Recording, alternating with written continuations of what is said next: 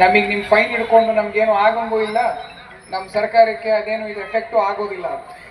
ಆದರೆ ನಿಮ್ಮ ಜೀವನಕ್ಕೆ ದಯವಿಟ್ಟು ಹೆಲ್ಮೆಟ್ ಧರಿಸಿ. ಯಾಕಂದ್ರೆ ನಾನು ನಿಮಗೆ 2 ಎಕ್ಸಾಂಪಲ್ ಅನ್ನ ಕೊಡ್ತೀನಿ. 2 ಎಕ್ಸಾಂಪಲ್ ನಮ್ಮ ಕೋಲಾರದೇ, ನಮ್ಮ ಜಿಲ್ಲೆದೇ ಎಕ್ಸಾಂಪಲ್. ಒಂದು, ಆ ಹುಡುಗಂಗೆ 22 ವರ್ಷ, ಇಂಜಿನಿಯರಿಂಗ್ ಮುಗಿಸಿದಾನೆ, ತಂದೆ ತಾಯಿಗೆ ಒಬ್ಬನೇ ಮಗ, very well to do family, ಸುಖವಾಗಿರುವಂಥ ಫ್ಯಾಮಿಲಿ. ಮಗ ಇಂಜಿನಿಯರಿಂಗ್ ಪಾಸ್ ಮಾಡಿದಾನೆ ಅಂತ ತಂದೆ ತಾಯಿ ಇಬ್ರು ಸೇರಿ ಯಾವುದೋ ಒಂದು ಸೂಪರ್ ಬೈಕನ್ನು ಕೊಡಿಸ್ತಾರೆ. ನಿಂಜಾನೋ ಏನೋ ಬರುತ್ತೆ, ನಮಗೆ ಬೈಕ್ ಬಗ್ಗೆ ಅಷ್ಟು ಗೊತ್ತಿಲ್ಲ ನಮಗೆ. ಒಂದು ಸೂಪರ್ ಬೈಕನ್ನು ಕೊಡಿಸ್ತಾರೆ.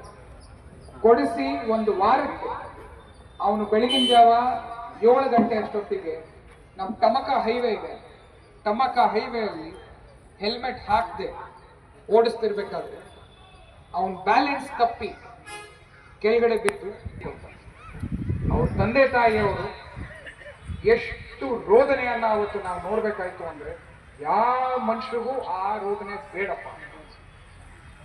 ನಮ್ಮ ಕಣ್ಣಾರೆ ಇದನ್ನ ನೋಡೋದು. ನಾನು ಇಲ್ಲಿ ಯಾವುದೇ ಒಂದು ವಿಚಾರ ಮಾತಾಡಿದ್ರು ಇಲ್ಲ ನಾನು ಅನುಭವಿಸಿರೋದನ್ನ ಮಾತಾಡ್ತೀನಿ, ಇಲ್ಲ ನಾನು ನೋಡಿರೋದನ್ನ ಮಾತಾಡ್ತೀನಿ, ಅದು ಬಿಟ್ಟು ನಾನೇನು ಮಾತಾಡೋದಿಲ್ಲ. ಇದು ಒಂದು ಎಕ್ಸಾಂಪಲ್. ಅವ್ರ ತಂದೆ ತಾಯಿ ಹೇಳ್ತಾ ಇದ್ರು, ಸರ್ ನಾನು 100 ಕೋಟಿ ಇದೆ, ಹಿಡ್ಕೊಂಡು ಏನ್ ಮಾಡ್ಲಿ, ನಾನು ನನ್ನ ಮಗ ಇಲ್ಲ ಇವಾಗ, ನನಗೆ ಏನ್ ಹೇಳ್ತೀರಾ ಇದಕ್ಕೆ? ಇದರ ಜೊತೆಗೆ ಇನ್ನೂ ಒಂದು, ರೈತ ಪ್ರತಿದಿನ ಹಳ್ಳಿಯಿಂದ ನಮ್ಮ ಟೊಮೆಟೊ ಮಂಡಿಗೆ, ಟೊಮೆಟೊ ಮಂಡಿಯಿಂದ ಹಳ್ಳಿಗೆ ಹೋಗೋದು ಬರೋದು ಮಾಡ್ತಾ ಇರ್ತಾರೆ. ಒಂದಿನ ಹಾಗೆ ಸಾಯಂಕಾಲ ವಾಪಸ್ ಬರ್ಬೇಕಾದ್ರೆ ಟೊಮೆಟೊ ಮಂಡಿಗೆ ಬಂದು ವಾಪಸ್ ಅವನ ಮನೆಗೆ ಹೋಗ್ಬೇಕಾರೆ ಒಳಗಡೆ, ಅವನು ಸಿಟಿ ಒಳಗಲ್ಲ, ಹಳ್ಳಿಗೆ ಹೋಗೋ ರೋಡಲ್ಲಿ ಸ್ವಲ್ಪ ಬ್ಯಾಲೆನ್ಸ್ ತಪ್ಪಿ ಬಿದ್ದುಬಿಡ್ತಾನೆ. ಬಿದ್ದಾಗ ಮೈ ಮೇಲೆ ಏನೂ ಏಟಿಲ್ಲ, ಅವನಿಗೆ ತಲೆ ಹಿಂದೆ ಕಲ್ಲು ಒಂದು ಏಟು ಬಿದ್ದಿದೆ, ರಕ್ತ ಕೂಡ ಇಲ್ಲ.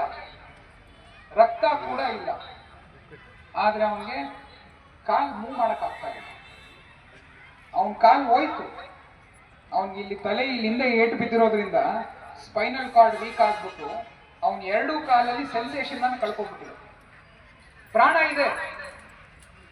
ಇದೆ, ಮಾತಾಡ್ತಾನೆ, ಆದ್ರೆ ನಡೆಯೋದಕ್ಕಾಗೋದಿಲ್ಲ, ಕೆಲಸ ಮಾಡೋದಕ್ಕಾಗೋದಿಲ್ಲ. ಅವನಿಗೆ 2 ಮಕ್ಕಳು, ಒಬ್ಬರಿಗೆ 5 ವರ್ಷ, ಇನ್ನೊಬ್ಬರಿಗೆ 7 ವರ್ಷ. ತಾಯಿ ಇನ್ನೂ ಬದುಕಿದ್ದಾಳೆ, ತಂದೆ ತೀರ್ಕೊಂಡಿದ್ದಾರೆ, ಹೆಂಡತಿ ಇದ್ದಾರೆ. ಮನೇನ ನಡೆಸ್ತಾ ಇದ್ದಿದ್ದು ಅವನೇ.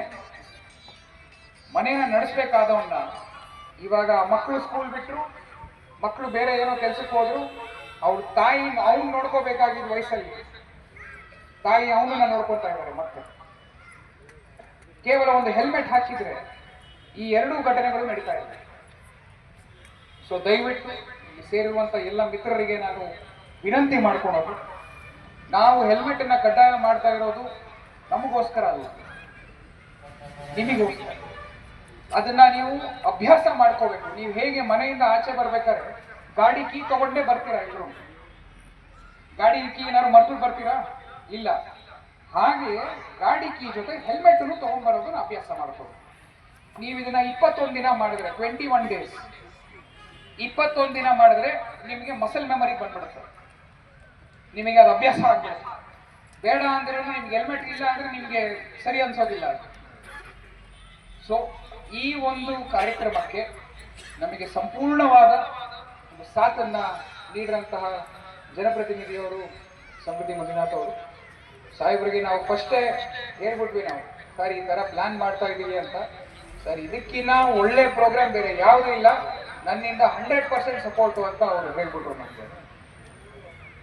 ಈ ರೀತಿ ನಮಗೆ ಸಪೋರ್ಟ್ ಇರಬೇಕಾದ್ರೆ, ಈ ರೀತಿ ಅವ್ರು ಏನಕ್ಕೆ ನನಗೆ ಸಪೋರ್ಟ್ ಮಾಡ್ತಾ ಇರೋದು, ನಿಮ್ಮ ಮೇಲೆ ಇರುವಂತಹ ಕಾಳಜಿ.